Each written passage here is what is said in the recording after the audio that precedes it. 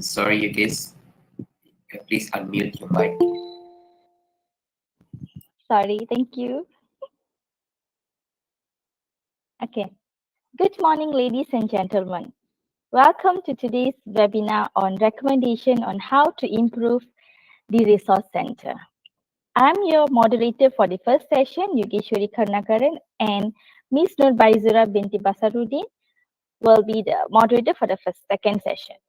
We are excited to be here with you all. We have an engaging session lined up for you today with 6 esteemed presenters who will be sharing their expertise. We have an impressive panel of experts here with us, and I'm sure they will provide valuable insights. Please remember that we have reserved time at the end for question and answers. If you have any questions during the presentation, please feel free to submit them using the chat box on your screen. We will do our best to address as many of them as possible. A gentle reminder to ladies and gentlemen, please mute your mic while the presenter is presenting their slides. However, when the presenter requires you to answer any of the immediate questions, you are welcome to unmute your mic and talk to them. Now, without further delay, let's kickstart the webinar by welcoming our first presenter, Ms. Huang Jiahan, who is an art and sewing teacher for primary and secondary students. Ms. Huang, please take the stage with you. Thank you.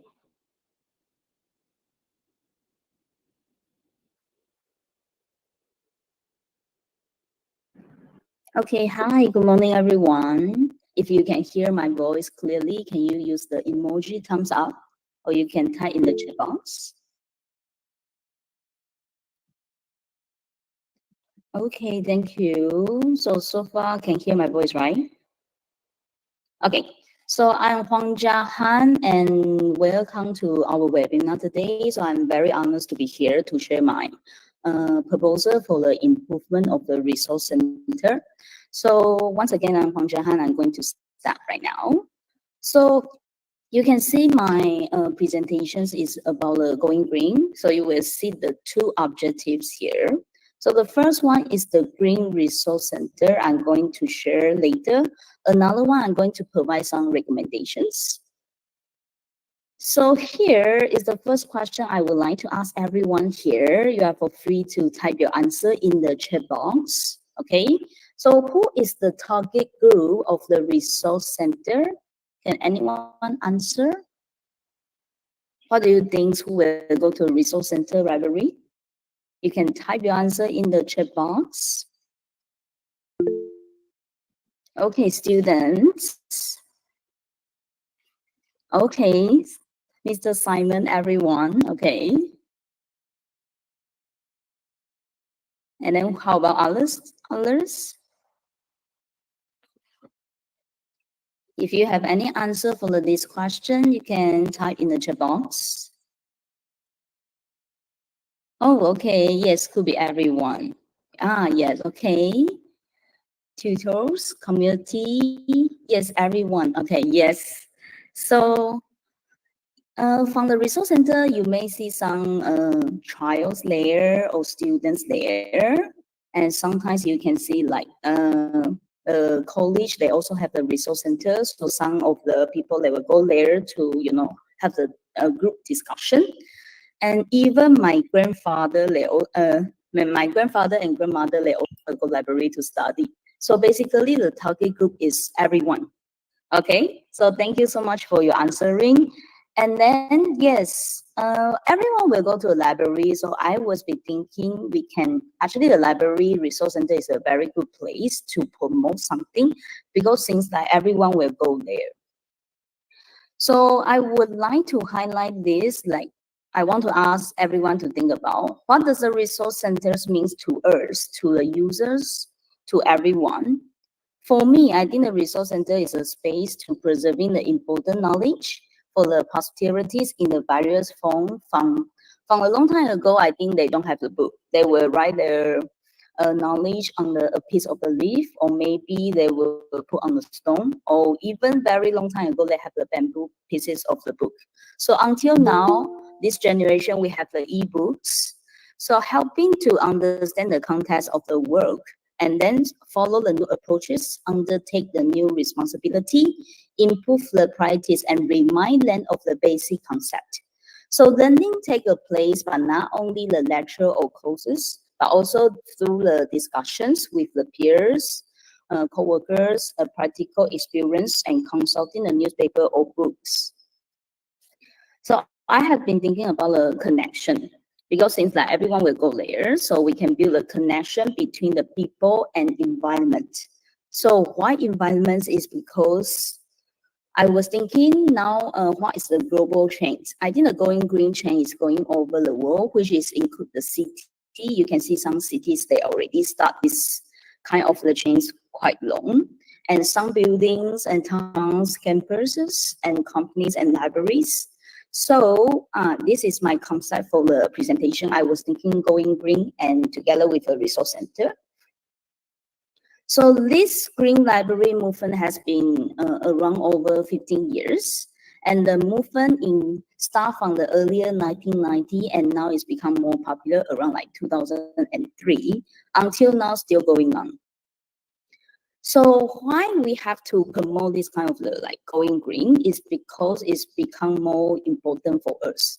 Then why is because I think the going green is not just benefit our planets, it also help us to save the money, time, and resources so that we can enjoy our life more fully while making sure the future generation can have the access with the clean air and also the clean water too. So here is another thing. Why this kind of the pollution cannot be stopped is because the environmental problem is increased from the rapid industrializations and also unscheduled populations growth. So we cannot stop this kind of the pollution due to the major economic problems on a daily basis. So consider the laws question above. I believe we should also develop it in terms of sustainability and achieve the status of the Green Library, Green Resource Center to educate from our younger generation to actually everyone. Everyone who go to the library, who go to a resource center. So yes, I have been talking about too much about going green. So I'm going to give you two examples in the world. So let's take a glance and visit the two green libraries right now. So the first one, we will go to Singapore. It's very nearby the Malaysia. This libraries we call Choa Chu Kang Public Library. Another one is my hometown, Taiwan. So this is the information center in National Taidong University. So we start from the Singapore one. Here, I'm going to share with you one video before I explain to you.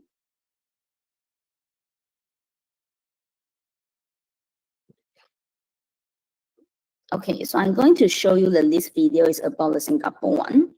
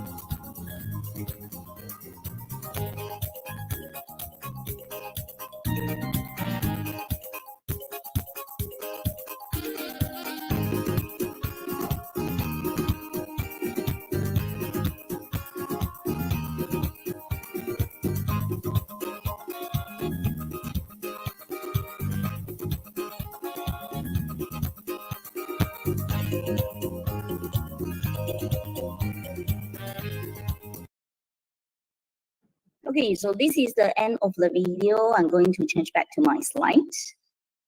Okay, so when the visitor, just now you already watched a video, right? So when you go inside this library, you will see the indoor garden and some hydroponics room. And also they have some digital learning tools such as the AI, live streams of the natural, and the update from the world wires from Singapore. So these features aims to increase the awareness in the sustainable living in environmental issues. So at the corner of the library, the visitor, customer, they also can learn from the environments and links between the people and the world at the live status display. Okay, so have anyone been to this library before? Because I think it's quite nearby in Malaysia, so maybe some of you already been there before. Is that anyone? You can feel free to type in the chat box. Oh, looks like no. Okay, so you will have a chance to go there. Okay, all right. So here I'm going to introduce the next one, the National Taidong University Information Center. This is in the one college, in the one university. So I also we're going to show you a video before I start to explain this information center.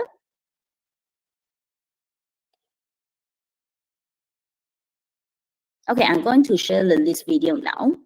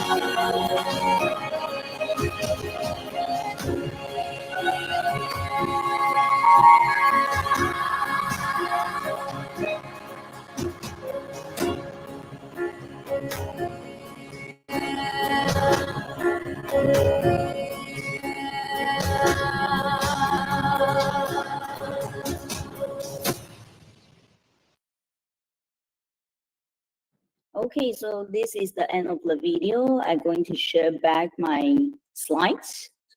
Okay, so this information center. Okay, so this information center's adjacent and ecologic detention point is located at the Lagrange access and points towards the Pacific Oceans there. So as a very major landmark building of the campus, information centers attempt to respond to mountains, waters context in the landform architectures to explore multiple imaginations of campus life. So it's like creating the unique campus environments to the students in Taitung. So to make this college life more become like profound memory. So it's also surrounded by the protections, forest lands, and also the Jinshan Lake. So here I have another question for everyone. You can feel free to type your answer in the chat box. So let's say the Singapore one is the number one. And then the National Taitung University information is number two. Then you can choose which one you want to go and visit. If you want to go both, then definitely you can type BOTH. Okay. If you feel more interesting on the number one, Singapore one, you can type number one, because I really want to see everyone which one you want to go and have a look. So you can feel free to type in the chat box. You are more prefer to go number one, Singapore one, you can type number one. If you more prefer to see number two, National Taitung University information, you can type number two. If you feel like both, then definitely you can type both or one and two, okay? Oh, okay, so far we have a lot voting for number two. Oh, we also have the few, oh, okay, we also have a few choose the both, that's good. Okay. So for the someone who haven't write the answers in the chat box, you can feel free to write your answer later, okay? All right, thank you. So the next one, I'm going to share my view for the resource centers. So I believe that the resource center is not only preserving the important knowledge for the posterities, but also can be an educational environment. So this is always I'm saying about we can build this educational environments to everyone because everyone will come. So the use of the interiors design is important to build the users awareness. So why we have to build this kind of education environments is because we can build their awareness from the very young to the elder people also. So build the users awareness of the environmental protection from the earlier stage. So at the same time, the users can learn in natural and get opportunity to get close with natural. So the green building is not only in the building's materials and concept to achieve environmental protection, but also it can be a cleanse the hearts of people. Because I had asked my grandmother, why you have to every day go to the library? They say because they feel like there is very quiet. Because at home always have the trials, they are talking noisy fighting, so if they go there it's like outside the world. So it cleans the hearts of the people. It also can be make the relationship between the people and buildings. So building give my grandmother more quiet environments there, so become closer. So also we can make the people and the environments to achieve the beautiful status of beautiful coexistence. Okay. All right, so I'm going to start to highlight the few points how to become going green in the library and resource center. So here I list out the 4 points: energy, green places, e-learning, awareness. So I'm going to start from the first one. The first one, you can see the pictures later, right? Because from the previous, I got visit one resource centers in the one school. So from the beside the arrow layer, that one is the resource center I visit. So you can see the pink color arrow layer is showing the 2 pictures. Means this is my concept. I was thinking they can become more natural and become going green. So the first one, so from the picture you can see basically the window is blocked. So you can't see any sunlight there. So I was thinking maybe they can just remove that one or become something like the 2 pictures below there. So the lighting is very important, especially we need to read the book, we need to do the discussion in the library, resource center. So the lighting is the most important thing in the library. And also we can be decided to make the most natural line go into the resource center during that day. So arrange that no obstructions flows to passage the natural line and use the LED bubbles is generated. So here have the two pictures. You can see the reception and reading corner. So we start from the reception. The reception, I was thinking maybe can become like, the background have so many leaves there. And the table can become like use the wood materials to make it. And then the reading corner, because that one I visit, that one have the design for the tree. So why not just build plant a real tree inside? In Taiwan, we have the one hospital. Inside, in the middle of the building, in the middle of the hospital is real tree layer. So the visitor or the people there, they can always hang in their wish cards on the tree. So yes, this is my concept for the resource center. So this is about the green places, the green between you and me. So they can get very close to the natural. So greening some in those area of the library. And also we can grow some plants, flowers in the places of the library. And even we can create library plants food to ask the students or visitor to plant, to water the plant. Okay, let's move on. So here also we have the three examples you can see from the borrowing and the book drop station. They can also decorate plant some tree leaves there. And inside the meeting room, because the library usually they have the meeting rooms inside. So I was thinking, why not we just build the forest so we can have the meeting inside there. So have anyone want to go there if the meeting room is like the all tree and also the leaf there? Anyone want to go? If me, I definitely want to go meeting there every day because the environment made me to happy and then feel like things of my inside of my heart.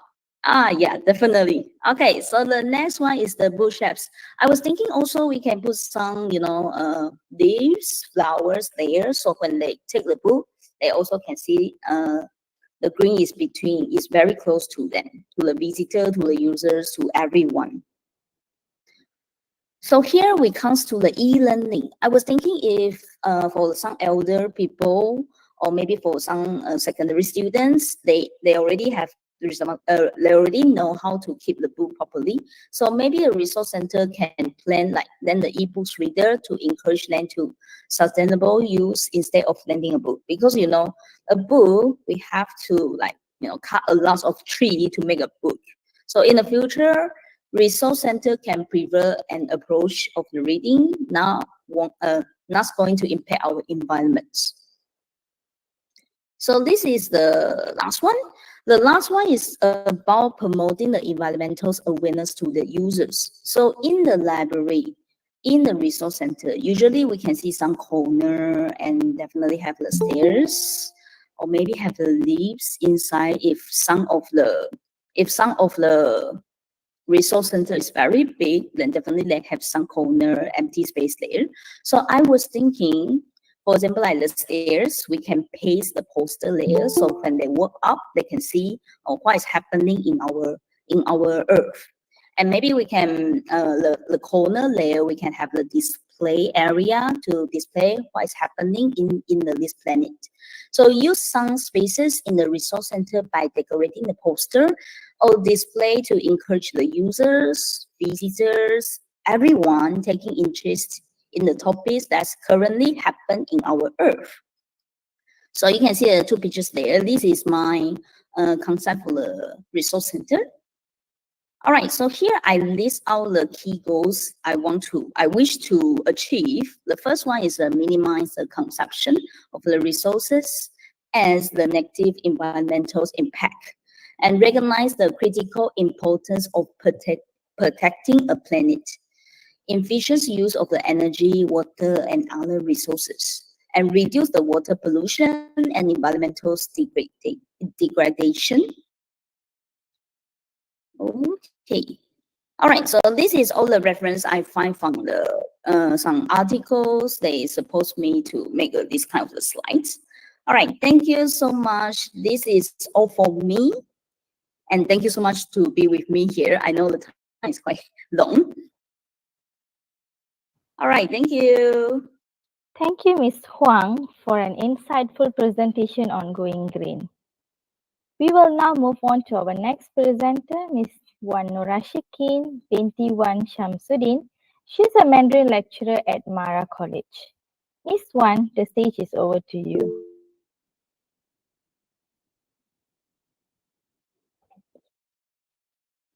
Okay, hello everyone. So, can all of you hear my voice?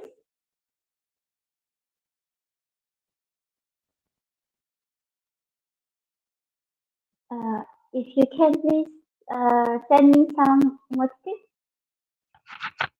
Okay, alright. Okay, so Bismillahirrahmanirrahim. So my name is Shikin. So today I would like to present some examples of unique features of 21st century resource center. So if I talk about unique, what is in your mind? Anyone feel to share in the chat box, please? What do you think about unique? Anyone?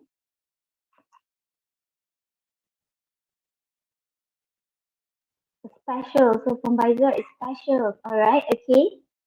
Anyone else? So if I talk about unique, what is in your mind?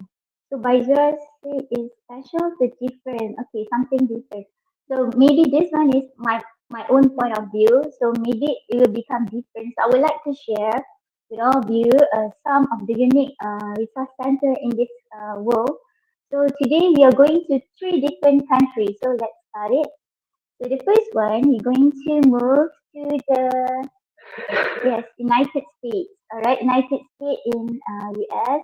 So I'm going to highlight five resource centers, which is Cyberium, Florida, Heritage Library in California, Wild Tank, Harvard University, and also the Trinity College. All right, let's check it out. The first one. The first one is actually the Cyberium. It's located in Florida. It is a public library where it includes the Children Theatre, the Steampunk Lounge, the VR Cube, the Market Space. Do everyone know what is Market Space? Market Space is actually a social place that we can mingle with all around, where they provided some technologies, games, digital art over there. And also in the Siberian, they provide a multilingual collection of books, audio books, DVDs, Book of Mountain. I can see that Huang Flight also in Taiwan, if I'm not mistaken. They also have the Book Mountain and a quiet study room. So if you are interested, please check their website. Alright, next we're going to move to the Syracuse Library. Alright, Syracuse Library is located in California, where they have a lot of very unique. So, but unfortunately, because if you are not the Syracuse resident, we cannot use this library. So, can you hear the audio?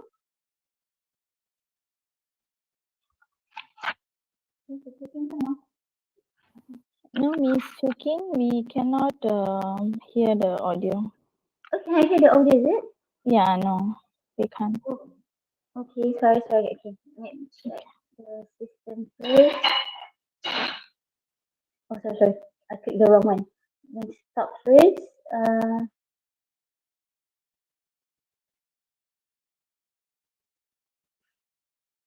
Okay, I think I need to disable my Bluetooth, maybe. Okay, sorry.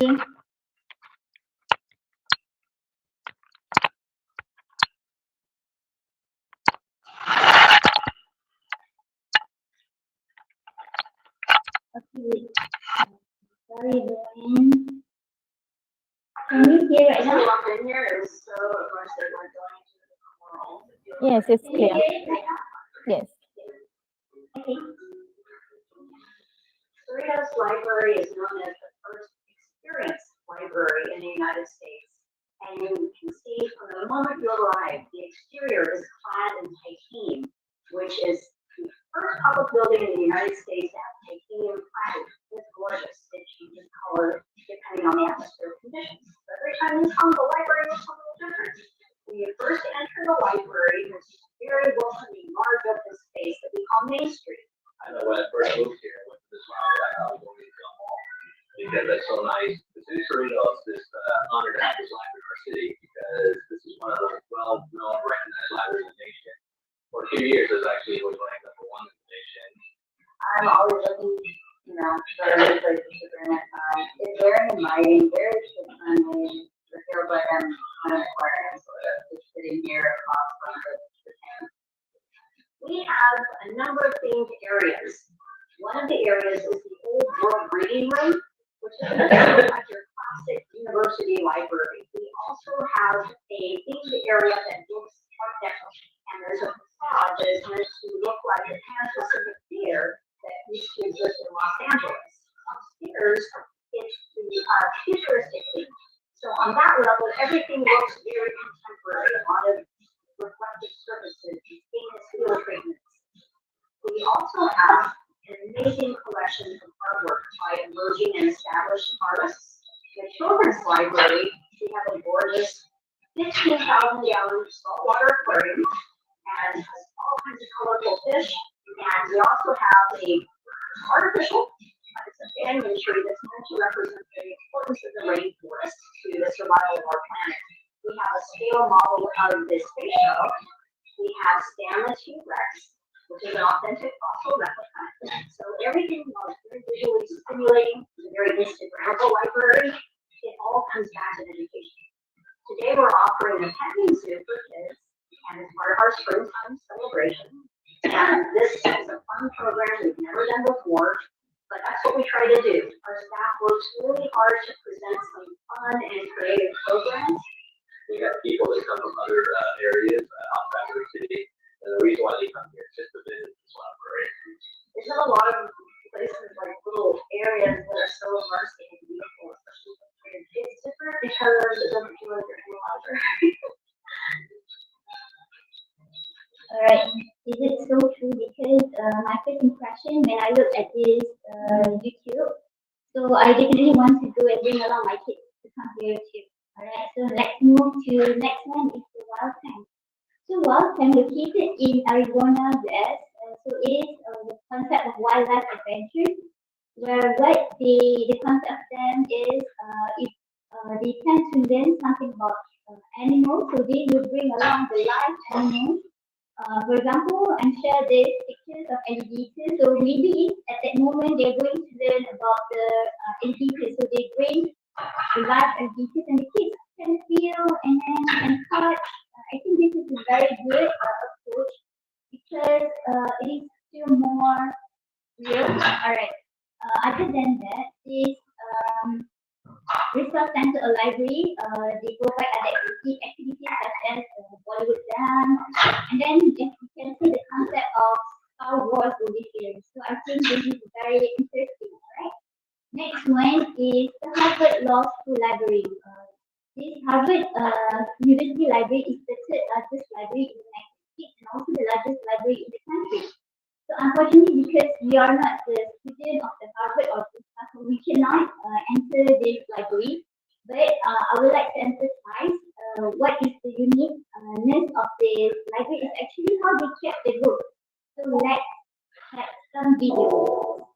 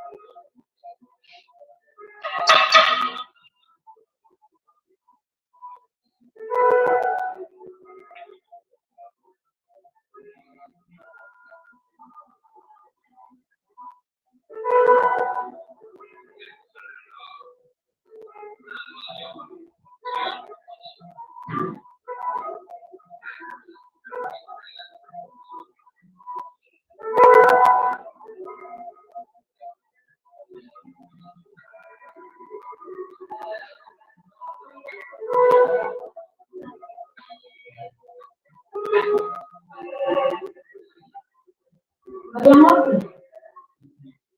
think I'm very appreciate this Harvard Law University because they very appreciate how they kept and store the book.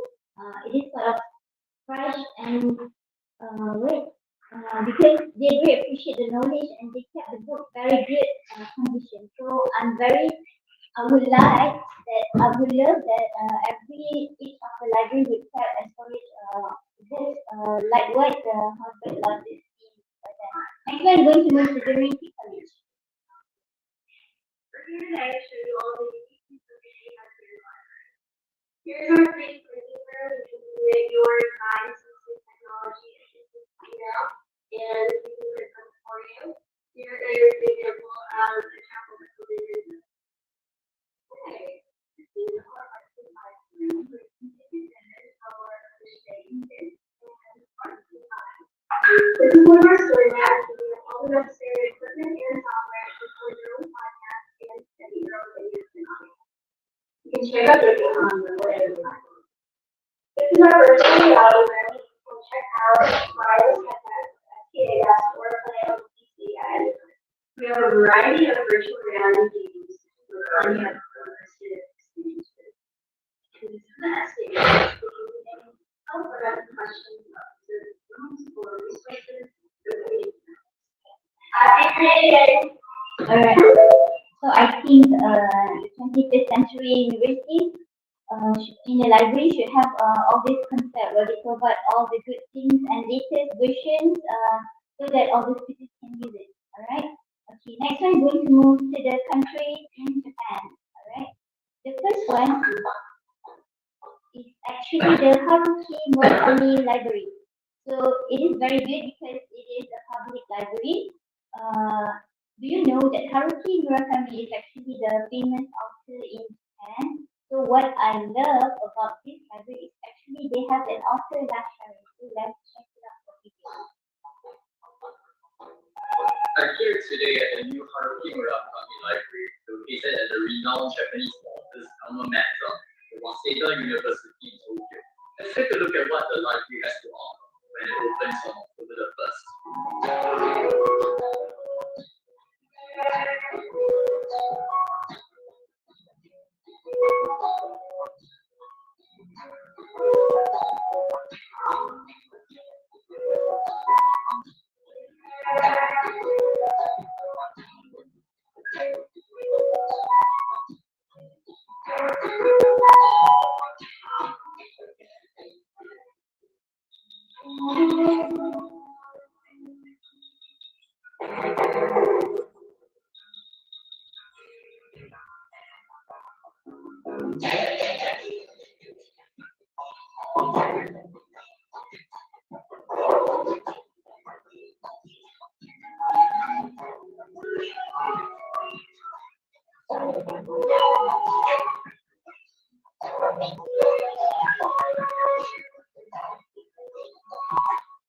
This is one system, the street signs in Tokyo. So it is very cool library. So it provides a lot of equipment. So I think the most that I like is the author library. Where if I'm interested in one author, so I would like to hear what point of view from him or her in a library section. All right. Next one is in Japan. It's Yusuhara Community Library. It's known as the library above the clouds. It is also designed by the Kengo Kumar, the world famous Japan architect, where he designed the Japan National Stadium for the Olympics, Beijing, Typhoon Temperature, and also the Japan H2LV, Mode 10 and etc. Okay, so the unique of this library is actually made from the city, the national tree of Japan. Alright. Last but not least, we're going to move to my beloved country, Kuala Lumpur, Malaysia. Alright. So in Malaysia, we also have a very vast and unique library. So my research is from the TripAdvisor. The they suggest the five best Malaysia library is first one is Raja Tun Uday Library. The second one is Kuning Digital Library. The third one is National Library of Malaysia or is the Pahang public library, which is 5 and the fifth one is the Colorful Children Library. But today I'm going to share about the first one, the speculative video, inshallah.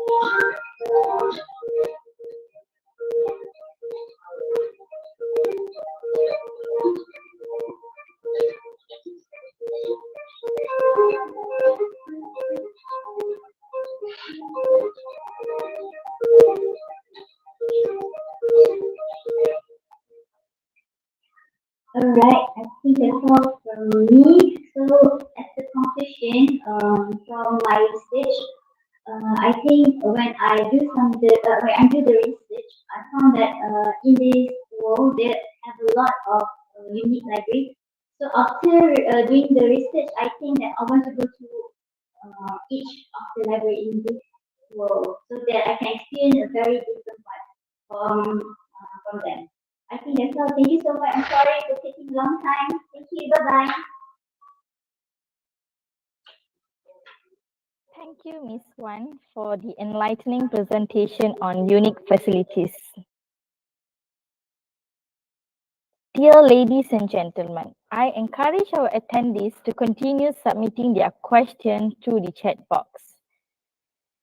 And I will do my best to present them to our panelists. Please remember to mention your name and organization when submitting your question to provide context. Okay. Now, without delay, we have reached the final presentation of our first session. Ms. Kesawatani Annadurai will be our last presenter to shed light on her presentation. She is a private school teacher who is teaching mathematics and science to both primary and secondary students. Ms. Kesa, the stage is over to you. Thank you. Good day, everyone. Give me a thumbs up if you can hear me clearly. Okay, thank you. So, my topic will be, I will be discussing regarding funding and also library space. So, you can feel free to chat in chat box. What do you think about funding? What do you understand about funding?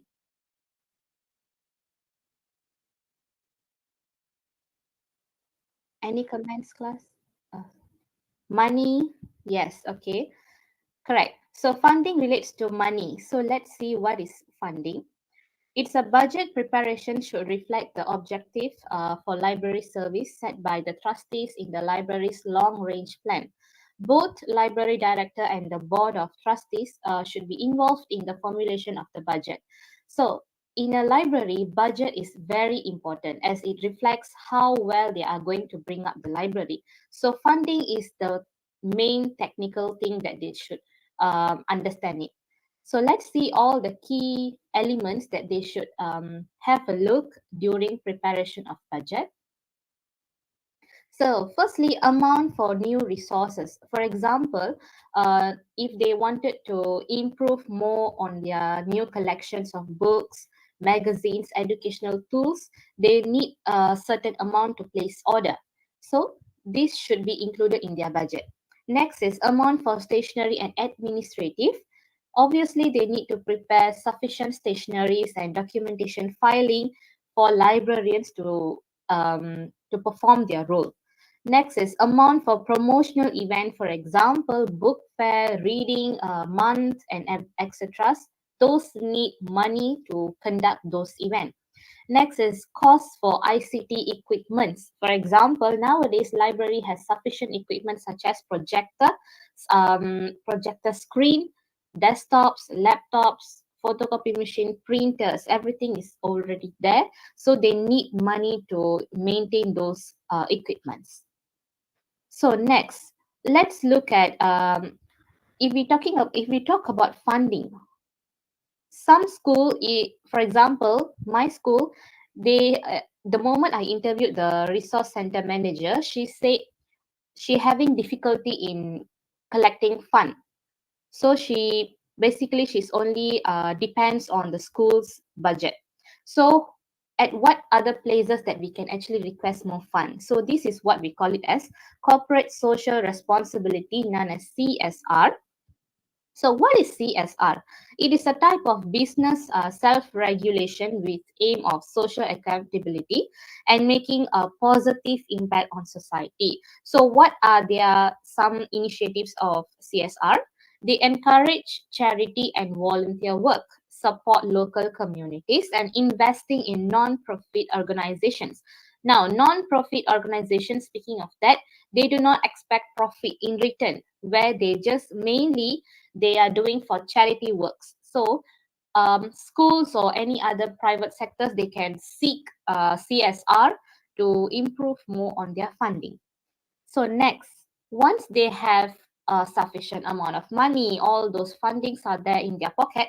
So it is time to enhance or improve more their library space. So based on my own research, I have found out that students or any other visitors, they get excited if they see a bigger library, a bigger size library. So what is mainly a library space? There are no universal measurement for school library facilities, but it is useful and helpful to have some kind of formula on which to base planning estimates so that any new or newly designed library meets the need of the school in the most effective way. Meaning, no school library have a certain standard measurement you should build like this, no, but it is better if we build a bigger size library so that we can attract more visitors or students and from nearby schools. So let us have a look on what are the elements or what are the points that they should foresee when building a library.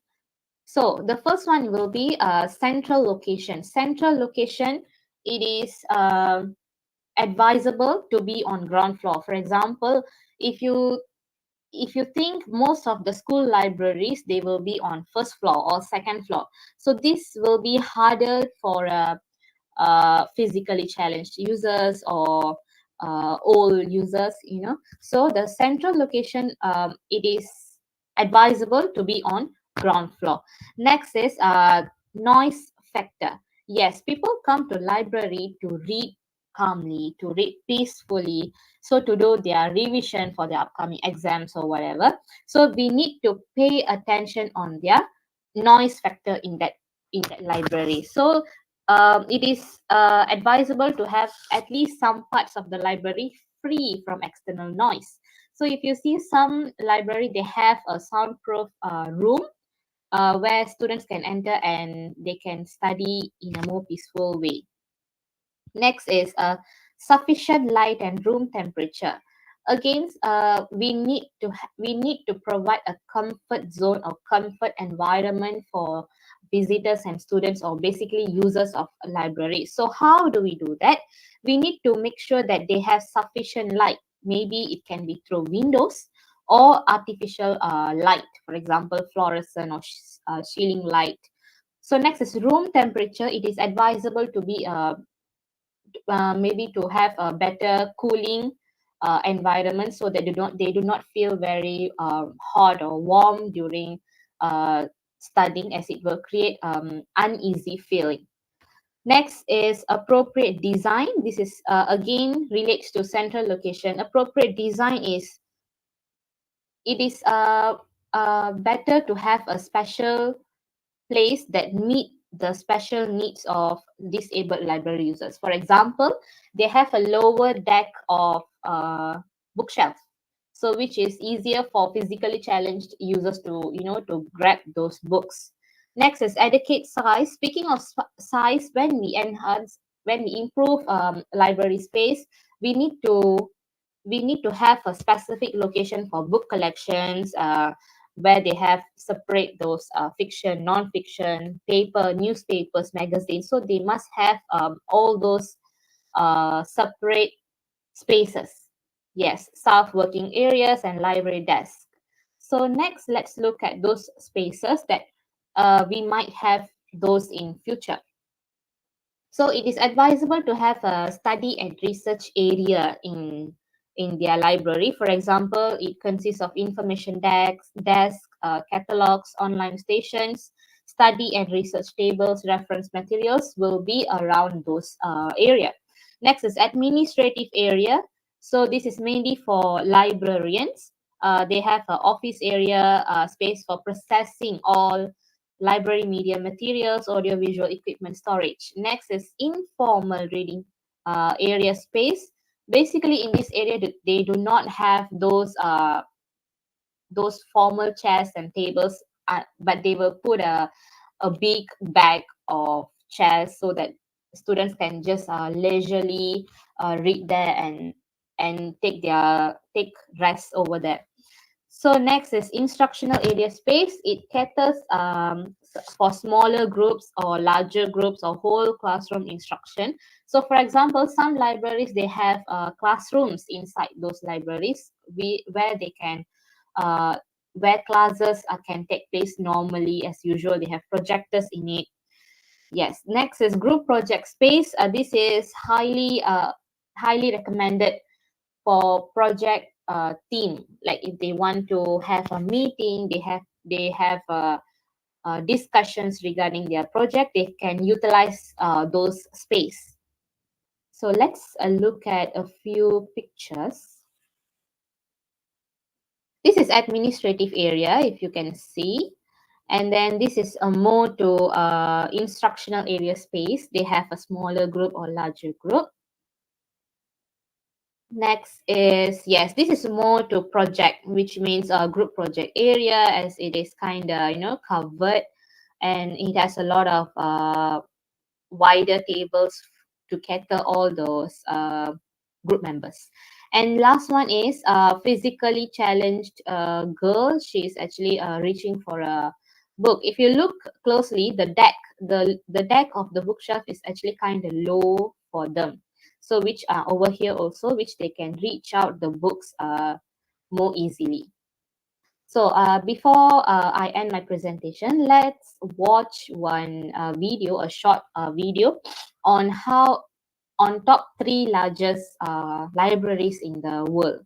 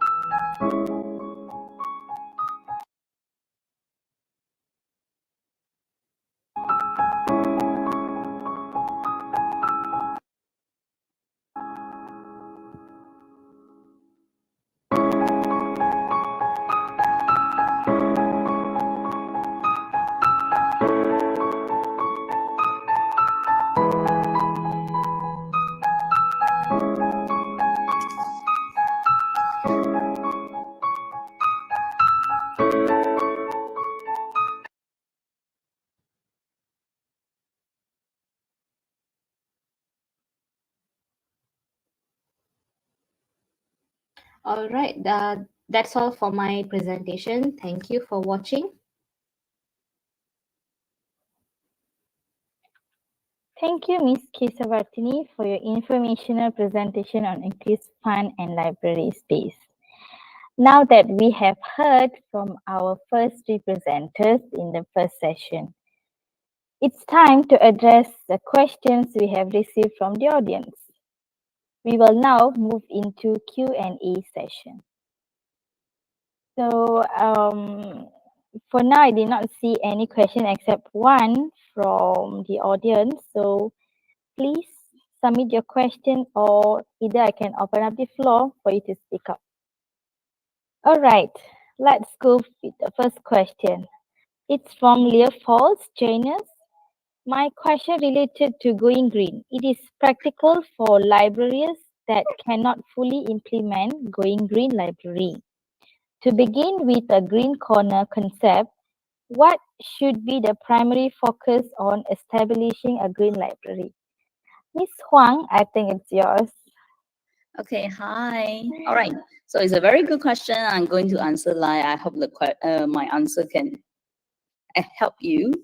Okay, so I think the most important is the resource management. So for example, like they can plan something like reduce the paper waste, or maybe they can have the one corner is they can collect the recycled thing. And also sometimes maybe they can adapting some efficiency printing policy, or also they can involve like the lighting. For example, like I remember when I was young, when I was in the senior high school, our school have like 1 hour cannot have any how to say we have to turn off all the lines, all the electricity. Yeah, we have to turn off all the electricity for 1 hour. So just like 1 hour for 1 week. So that hour is quite hard, but we get used to it. So I was thinking maybe they can like switch off all the lines, all the electricity in the resource center, maybe in the certain time or specific time. And also for the management, they can plan some interesting activity to let the students to know more about the going green this concept. And at the same time, the users educations, yes, as I mentioned just now, can have some activity, practicals, activity, and also to raise their awareness about environmental issues. I think this is very important. For example, like inside there, they can have some workshops to use the leaves to do some creation, or maybe they can have some movies is about the environmentals. And also maybe the librarian, they can provide some resources, events to focus on this topic if as a student. So I know the changes, if you have to change the whole, the building is too big. So we can start from the small thing, for example, like workshop activity, and maybe the lighting system and some corners, we can do some changes. Is that help? Mr. Leah Falls. Thank you for the answer. Okay, thank you. Okay, looks like there's no any question. How about the YouTube channel audience? Is there any? All right. So I shall open the floor for the Q&A now, so you guys can freely ask questions to the respective presenters.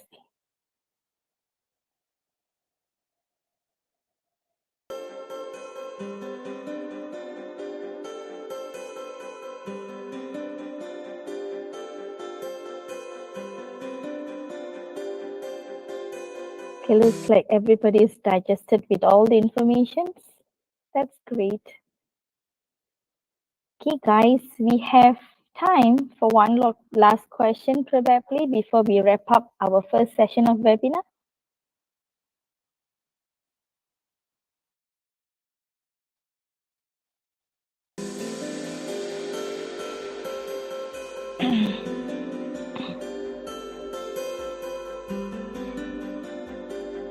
All right. So if there's any remaining questions, please submit it in the chat box so we can accommodate them at the end of the webinar. All right. So thank you all for your excellent um, participation and questions, and a special thanks to our presenters for sharing their expertise this morning. It has been a truly enlightening session. Before we go for a short break, which is 5 minutes break, I'd like to invite Ms. Huang as a representative from the first session to share any final thoughts or key takeaway message as the closure. Okay, hi, me again.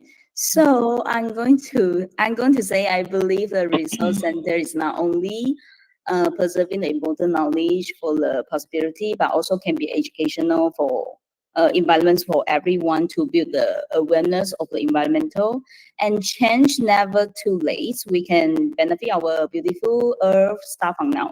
So this is all for me. Thank you. All right. Ladies and gentlemen, once again, thank you everyone for your participation and valuable contribution to today's webinar in the first session.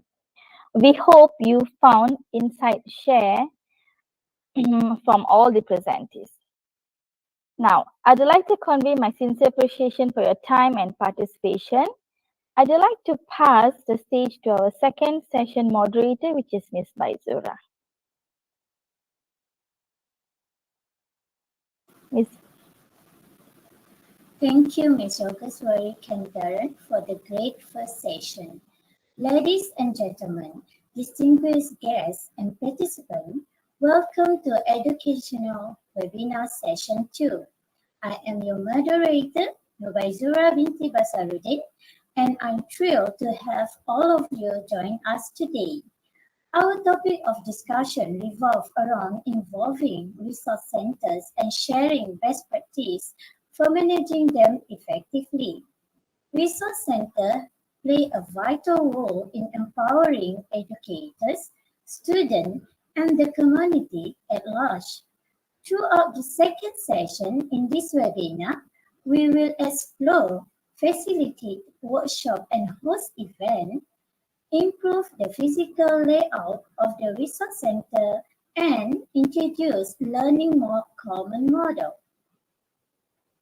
To set the stage for our discussion, let us begin by understanding the significance of resource center and their role in fostering a conducive learning environment. Resource centers serve as repositories of knowledge, tools, and materials that support both educators and learners. They provide a wealth of educational resources ranging from textbook, reference material, digital content, multimedia resource, and much more. This center also serves as collaborative space for teachers, students, community, members of exchange ideas, engage in research, and enhance their skills. Without a further ado, let me introduce our esteemed presenter, Ms. Hana Atika binti Harun. Ms. Hana is working an internal relation executive at Cybersecurity Service company in Kuala Lumpur. She herself also from Kuala Lumpur. Ms. Hana will present, facilitate workshop and host event. Ms. Hana, the audience is yours.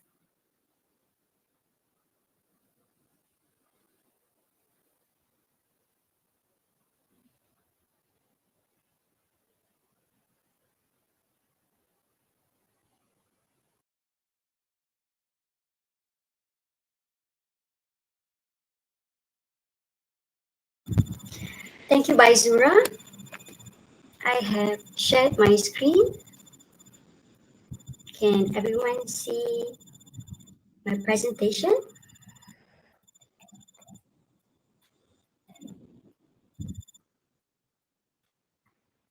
Bismillahirrahmanirrahim. My name is Hana Atika binti Harun. Today I'm going to share on how to improve the resource center by facilitating workshops and host events. But before I start, I want to do some pulse check, not physically, but just some sort of awakening. So as you can see on your screen, there is a QR code for you to scan and submit your responses to the questions. How excited are you for the second slot of the webinar? There are 3 options that you can choose from. So let's wait for a minute and see those responses.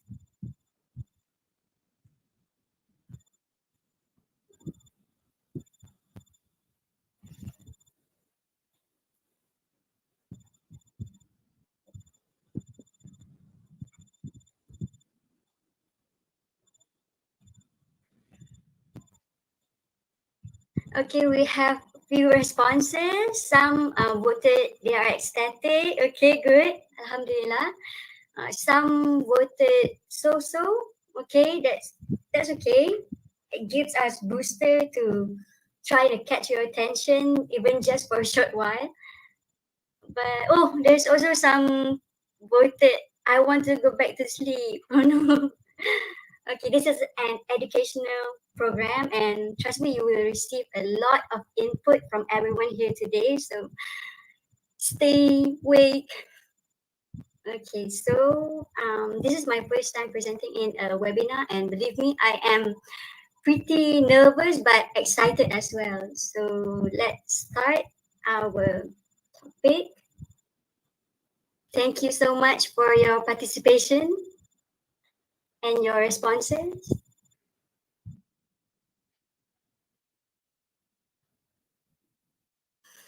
Okay, I like the idea of a library as a place that anchor community life, engage library users, and reach the community.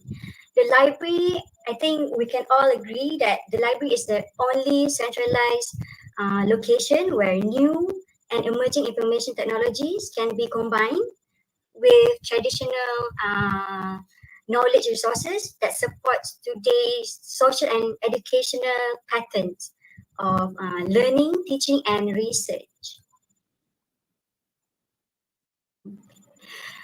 For many academic libraries and librarians, overall functions and services of an academic library are influenced by regularly fulfilling the user's needs and demands on a regular basis, as cited from Opoku in 2011. But so how can library and librarians do that? Before I touch on facilitating workshops and hosting events, I'm going to introduce academic library outreach program. So what is an academic library outreach program? Some might say they're not sure, and maybe this is the first time they are hearing it. So an academic library outreach program is an umbrella term used by libraries and librarians to promote its services and facilities to its users, attracting new clientele as well as to show their usefulness and relevance in today's modern academy. So to simplify, an academic library outreach program is a program that serves library users by providing information and resources that is available in the library. In many situations, an outreach program in a library serves with a purpose to offer a service and promote a service. Services categories are listed as material and resources and physical and network accessibility facilities. Promotion of services covers the marketing and promotion of these services, the resources and facilities. So these are the 2 major categories that are categorized of an outreach program. So why should libraries and librarians design an outreach program? What is the benefit? So there are many benefits of an outreach program, but I'll narrow it down into 3. So it promotes a positive image of the higher learning institution. It creates awareness among users of the academic library procedure. And it also helps develop information literacy among users, and also supports the teaching of library literacy to library users. It is stated that in an academic library, an outreach program is a primary goal of all staff members to introduce and market the library services, resources, and facilities to academic user members and the community in the institutions. So there are many examples of an outreach program. The first one is the instruction and service-based outreach. For example, the workshops and library orientation. So workshop is an effective way to teach and expand individual skills. So it presents an opportunity to cultivate shared knowledge internally and inviting outside participation. Some most common workshops, example, is the cataloging and classification workshops and some basic subject cataloging using LCSH. So libraries can fully utilize these workshops to attract users to the libraries. Other outreach program is the community and public outreach. So academic library can also run this outreach. For example, then exhibitions or talk, or could also be a program with students. So for an exhibition is one of the popular activities that leads to increased gate counts and increased usage of the library. And lastly is the information literacy outreach. So for example, is an instruction programs or maybe one-to-one research. And this type of programs is not only limited to academic community in the institutions. Libraries can also collaborate with secondary schools, for instance, to create an information literacy instruction program for students so that they can prepare and support a successful transition to a college, for example. And these type of programs can also benefit those maybe with learning disabilities, the slow learners maybe, where libraries can offer a suitable educational lesson plan or an effective professional development. So beside these three outreach programs, some libraries can also design a just for fun outreach, maybe like a library open day or book donation, book reading. That is some of an example of the outreach programs. So I want to show you a video about an example of an outreach program. So let's have a look.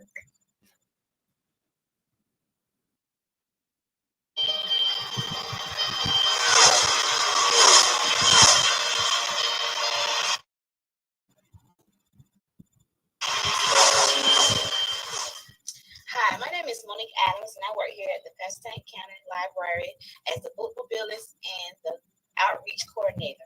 For the month of September, the Pastain County Library will highlight the bookmobile and our outreach programs. The bookmobile extends services to community members who will otherwise have difficulty using the library in traditional ways. The bookmobile visits retirement centers, nursing homes, private schools, housing authority sites, and daycare centers in the community.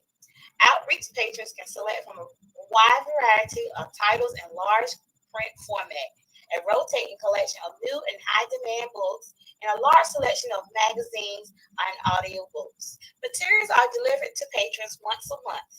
If you would like the library to participate in your community event, please call us here so we can assist you in your event. Hi, my name is Terry Bond, and I work in the Children's Services here at the Pastain County Library. The library provides different events throughout the year designed to help the community in which we reside. In addition to offering preschool classes year-round at the library, the Pasadena County Library reaches out to the community, providing preschool and daycare visitation. Our preschool programs are geared toward early childhood development. We incorporate into our programming STEAM classes, which is science, technology, engineering, arts, and mathematics. For example, some of our past preschool classes have included working with measurements, working with magnification, and of course, science experiments. Bookmobile and community outreach programs are just a few of the many ways Pasadena County Library serves the community. As always, our events are free and open to the public. Okay, time for some pop quiz. So there is a new poll. If you pay attention at the video just now, you can see some outreach programs that are held by the library. So you can scan the QR code again and submit your responses. So the question is, which outreach programs can be seen from the video? Is it the instruction and service-based outreach, community and public outreach, or information literacy outreach, or could it be all three, or maybe two? So let's wait for a while to see the responses.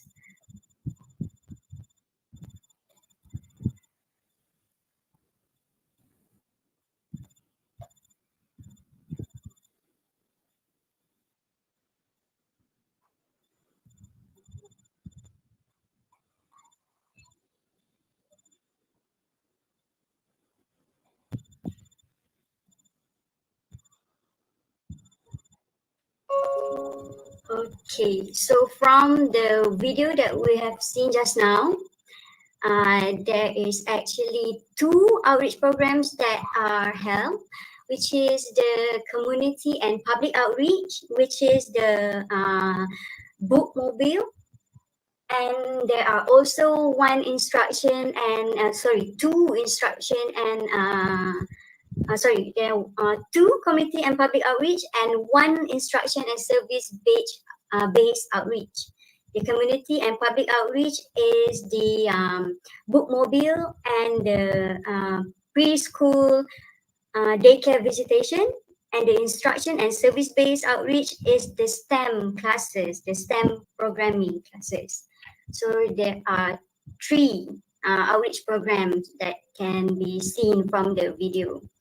So as an internal relation executive in the company that I'm working in right now, we have a specific department called talent development department, where we brainstorm and organize various events to engage and promote communication between the employees. So for libraries and librarians, they should, and some may already do have an outreach team. So perhaps I think libraries and librarians are way better at creating and organizing these programs, because they are surrounded by countless resources. So maybe perhaps one day libraries can conduct a program to celebrate the librarians for their efforts and contribution to provide non-stop providing facilities to the users. So in conclusion, to create a narrative of value and relevance, libraries must think strategically about designing programs that speak both to the library's mission and that of the university as a whole. By aligning outreach programs with strategic campus priorities, libraries can demonstrate the value of their contributions to the larger campus audience. So that is all from me today. Thank you so much for your time. So you can reach out for the questions via chat box. So I pass back to our dear moderator, Nubaizura.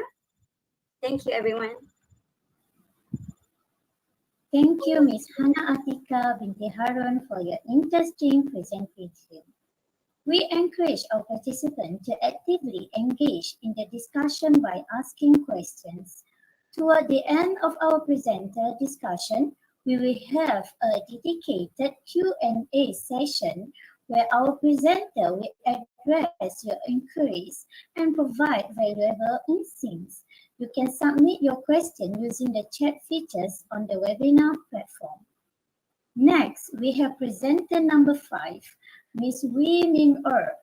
Ms. Wee Ming Er, working as a teacher and teaching design and technology at the Crescendo Johor Bahru, and she are from Kota Tinggi, Johor. Let's welcome Ms. Wee Ming Er to present Improve the Physical Layout of the Resource Center. All right, Ms. Wee Ming Er, please share your topic with us. All right, welcome everyone. So today I would like to talk about how to improve physical layout of a resource center in school. So the topic that will cover by me today, including introduction, benefit of improving layout, proposed changes, implementation plans, and also conclusions. As we all know, the resource center is a vital part of our school community. It is where students go to study, research, and collaborate with each other. However, have you ever thought about how the physical layout of the resource center can affect our learning experience?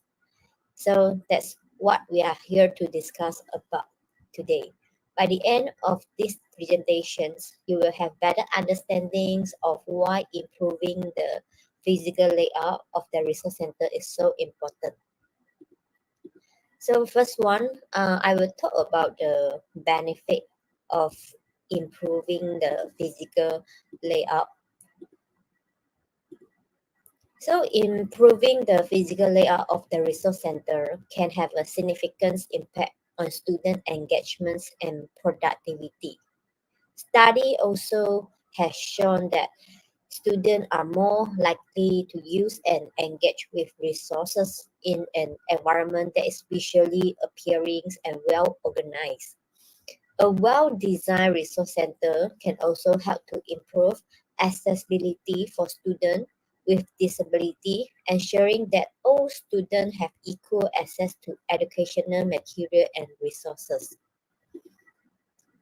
Other than that, a well-designed resource center can also contribute to a positive school culture.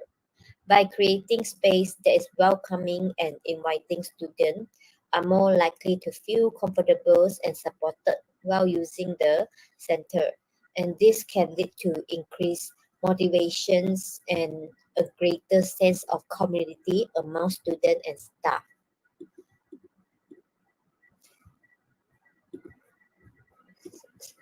So next one is the proposed changes. Redesign of the resource centers that take into account the need of students and staff alike. So my plans include the additional of comfortable sitting area. So as you can see in the picture also, this design seems like quite nice, and it's also can make the children feel comfortable when they are readings in resource center. So the library actually can including some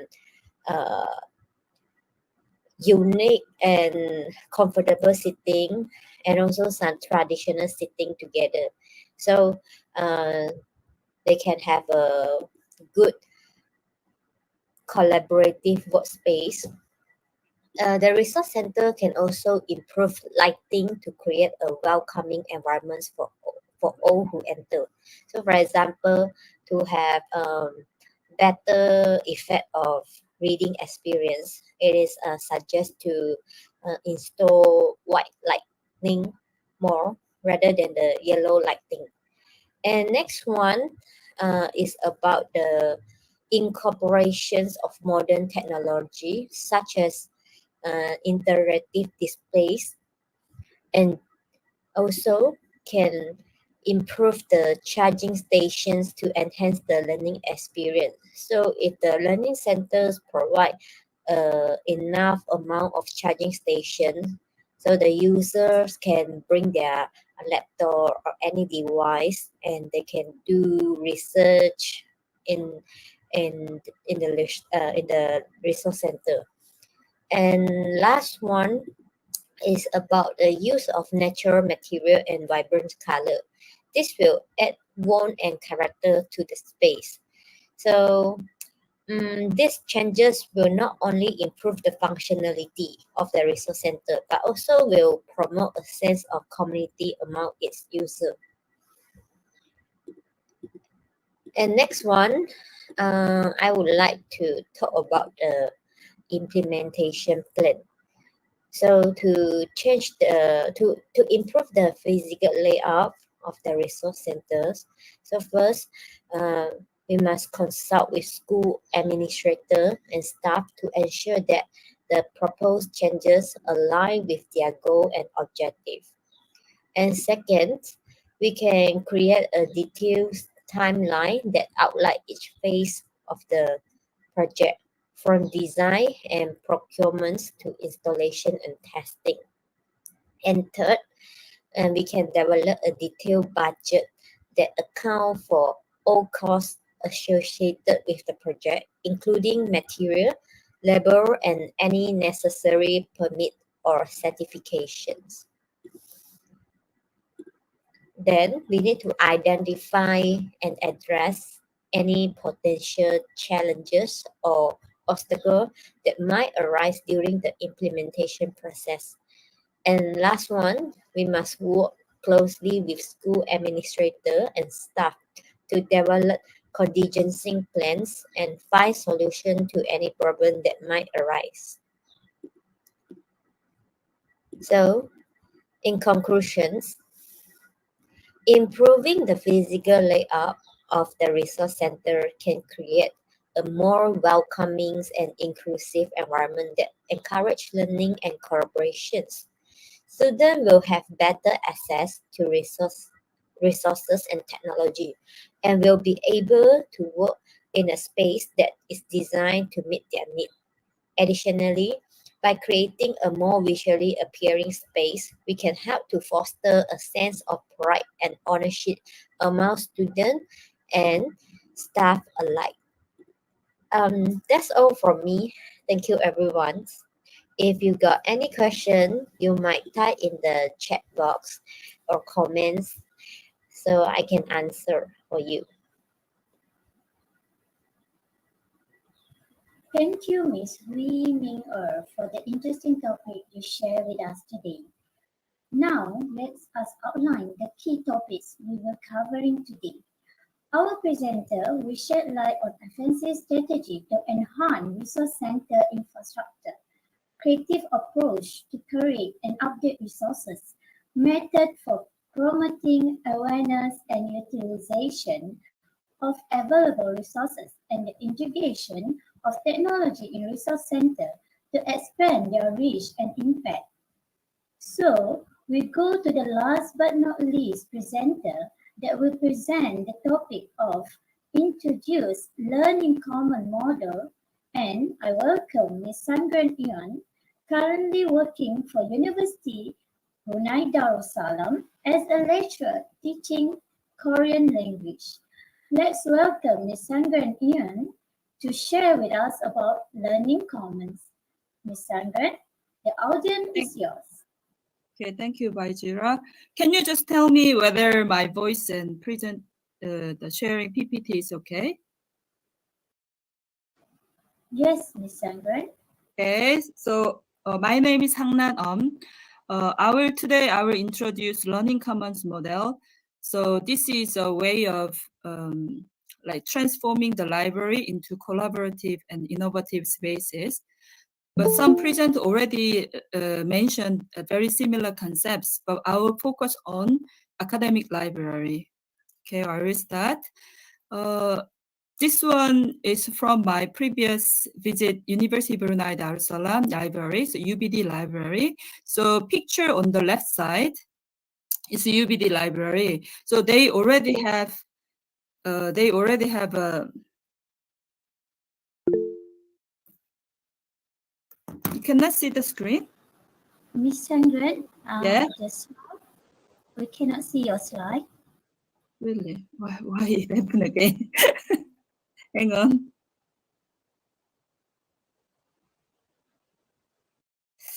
I don't know why it keep happening. I will try again. So entire screen. Share. What about now? Yes, Miss Sandra, it's loading right now. So Okay, you can okay. open. Yeah. Can you see the picture? Yes. Oh, okay, thank you so much. So on the left side is UBD library, and then they already have room for individual working and the group work, and then you cannot see here, but they already have like a lab and computer place, and this is lobby. It's quite big place but empty, and the second floor is a reading room. But every time I visit, it's so few students in the library. And then on the other hand, on the right side, this is also UBD library building, same building. On the ground floor, there is a cafe. And this cafe is quite big place and then full of students all the time. And they are talking or studying and maybe preparing group work. So not only in Brunei, students actually, they don't really go to library. They study and then teamwork in the cafe. So I thought about what's the reason why they go, because in this information age, students actually no longer to go to the library just simply for the information access. And they can get anything without going to the library. However, we cannot deny a library symbol of university and still play a crucial role connecting students with knowledge and learning space. Then, already have been a lot of discussion. So what's the role of library physical space should be, or whether current library space meet the students' needs. So probably we need different approach to the university library physical spaces. And before I explain what the Learning Commons model, so let's think about what 21st century library should be. So before COVID, even more after COVID, in higher education, blended learning is becoming like a new normal. So what's that mean? That meaning is collaboration or cooperation or the peer learning is more important than ever. And this practice, that is the reason to come to school for face-to-face. Other like content knowledge, it can be online. So library, the role of library also becoming like a knowledge service center, and the users demands more on knowledge and innovative space. So they require a place, not only access information, they some place like encourage participatory learning or co-construction of understanding from variety of sources. So that's why one of solution as a solution for decreasing number of library users and then students' variety of needs, change the library physical spaces as shared learning space using the learning commons model. So it has been developed especially in the United States and also other countries from since like 1990s. So I will show some pictures and then you can get some idea what the Learning Commons model physical space is. So it turning into the Learning Commons model. So it provides spaces like for individual and then also group work and like study rooms, group learning rooms, and you cannot see from here, but multimedia studio, electronic classroom, recreation area, some creative spaces. So it's supposed the whole concept is it supports different learning styles and different needs, such as like tutoring and content creation, remote or online education, and also like socializing, playing game, even studying. So it's just like cafe, just no drink. Researchers saying that this kind of design motivates students, engage in teamwork, exploration or experimentation and collaboration, and engaging them in higher level of thinking. That's what 21st century skill, right? So it can enhance teaching and learning outcomes. So of course, this model also has some benefits, like we can guess it fosters culture of collaboration and communication among students or even with lecturers. And also it can promote creativity and innovation. So encouraging them more like creation, sharing new knowledge and resource, but in the library. However, as one of the biggest challenge already reported as noise. And then another challenge is compared to the traditional model, it needs more space. So from Learning Commons models, my argument is that library is still serve as a physical symbol and social hub for the university. However, a library without users is nothing more than a warehouse for books or an office for the staffs. So if we change into Learning Commons model, and is the students becoming like a center of the learning process and provides them this ideal place, and they can acquire learning skill like collaboration, communication, and critical thinking. So if this point of view is shared between users and stakeholders, we can transform the library into collaborative and innovative space with low cost. Because why it says low cost? As I showed on the picture, UBD library, they already have facilities and furnitures, and just the change the way of perspective. The library doesn't need to be quiet. Then they can change into library, attract users to come to the library instead of going cafe. So that's my reference.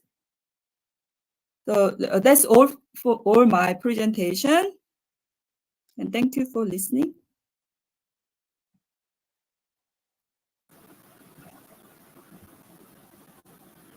Thank you, Ms. Sandran Young, for sharing one of the important topics today. Truly enlightening session. To all audience, Q&A session is open. We're thrilled to announce that webinar has now entered an interactive phase that we invite you actively participate in engaging Q&A session.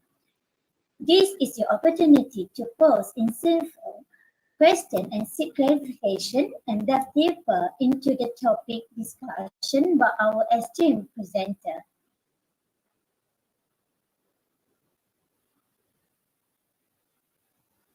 Here have one question from the YouTube channel. From Ms. Subhashini Reddy. Okay, Ms. Subhashini inquired about could a library host event like signing book to a popular authors or meet and greet to some famous authors? Could a library host event like signing book to a popular authors or meet and greet to some famous authors? So for this question, I think it's related to Miss Hana Atika binti Harun topic. Miss Hana, can you help me to answer the question? Yes, thank you, Vaizura. Okay, and thank you for the question. This is a good one. To answer that question, yes, libraries can indeed host book signing events. This is an example of a community and public outreach program. This outreach can also be used as a marketing tool. So libraries can actually reach out to authors and vice versa.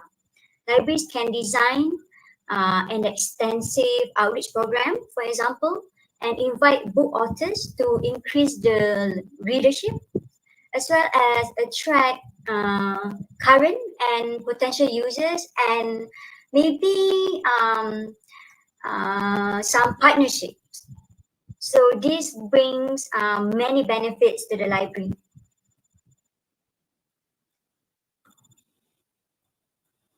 Okay, so that is an answer to the question. Thank you, Miss Hannah, for the good answer. Okay, any question from a YouTube channel or webinar?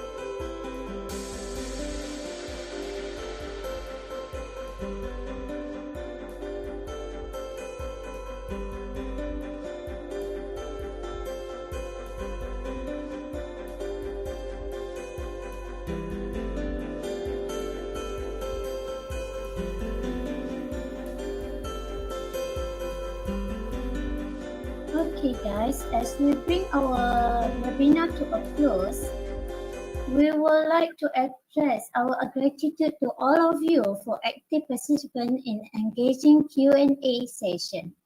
Our Q&A will have the QR code. So let me check on the QR code so we can take the attendance those who attend this webinar.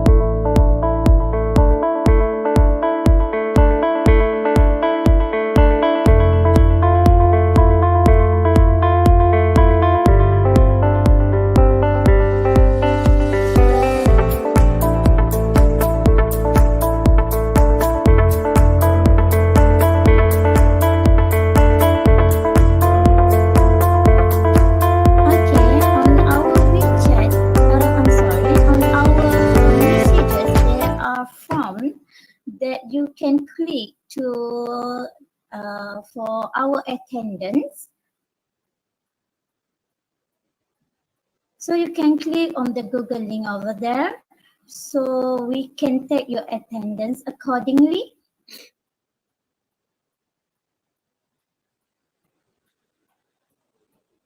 As we conclude, I would like to express my gratitude to our organization, our University Technology Malaysia, and this webinar is by ODL UTM Master Student from Organization and Resources Management Elective. Thank you too for our presenter for their expertise and willingness to share their knowledge. I also extend my appreciation to Dr. Shafi bin Rosli as our guideline and lecturer, and to all participants for joining us today through webinar and YouTube channel. Remember, Resource Center play a crucial role in shaping the educational landscape, and by embracing the best practices in this webinar, we can create dynamic, inclusive space for learning and growth. Thank you once again for being a part of educational webinar, and let us embark on this journey of exploring how improve Resource Center and adopt the best practices that empower our educators and students alike. Thank you guys and have a good day.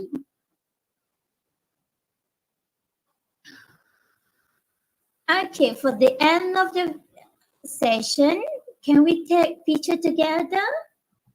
Guys, can you open your webcam? Then we can take pictures.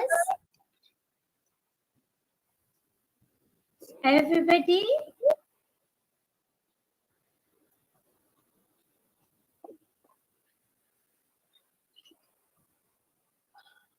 How about all the moderator, all the presenter, Miss Yogesh?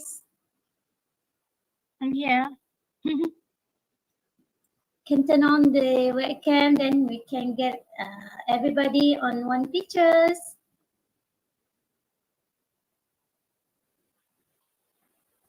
Left horse, our leader.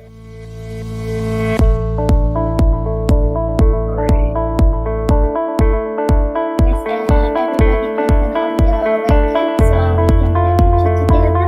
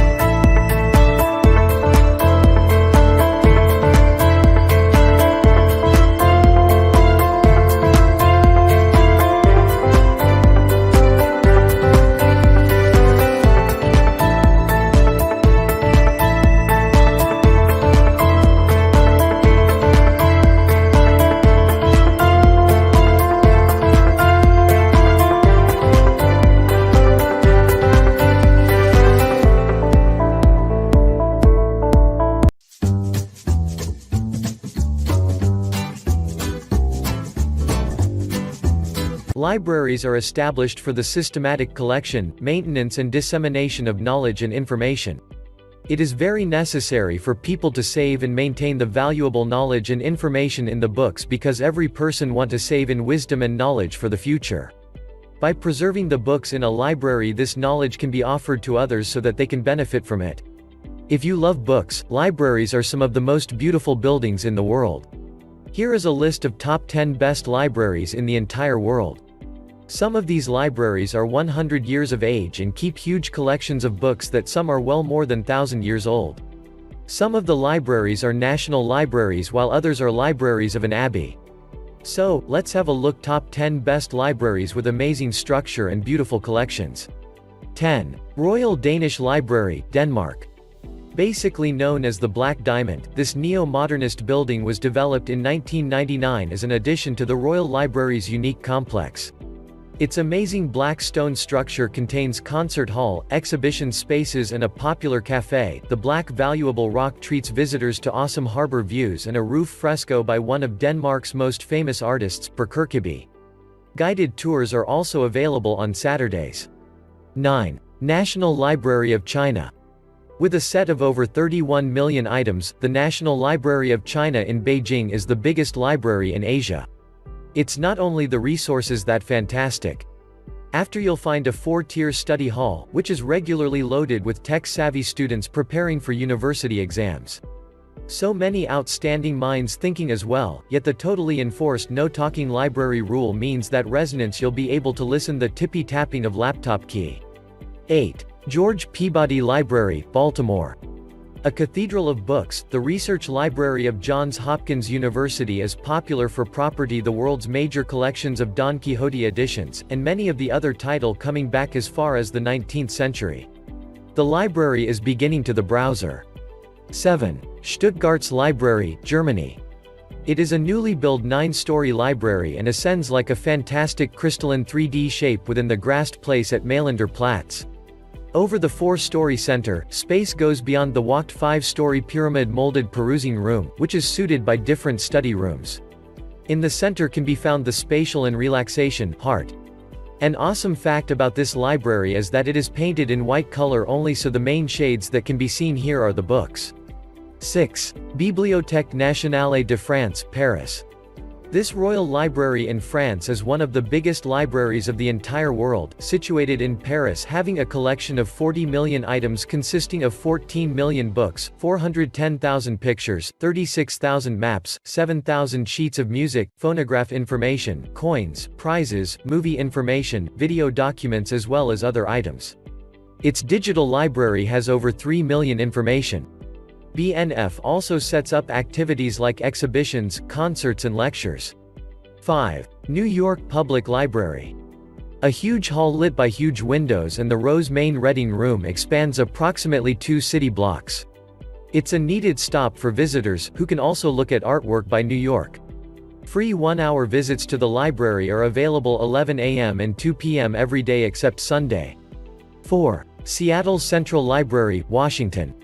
The 362,987 square feet Begin Library can hold around 1.45 million books, and different materials include undercover parking for 143 vehicles and functions more than 400 Begin computer terminals for the public.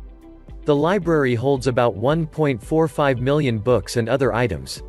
The building's structure is time-sensitive to the geometry of the glass, gives different shades with changing sunlight. 3. Bibliotheca Alexandrina, Egypt. The Origin Library of Alexandria was one of the 7 wonderful things of the world and the epicenter of some of the greatest ideas in the ancient world. Restored in 2002, the $220 million library functions a planetarium, a manuscript restoration lab, museum, art galleries and a conference center that was created to live up to its outstanding precursor. 2. Library of Congress, Washington. The Library of Congress is also the largest library in the world by a number of books. The library placed over 3 buildings, in which the oldest and most amazing is the Thomas Jefferson Building that was developed between time 1890 and 1897. 1. British Library, London. The British Library is also one of biggest library in the world, having above 170 million items in both printed and digital formats.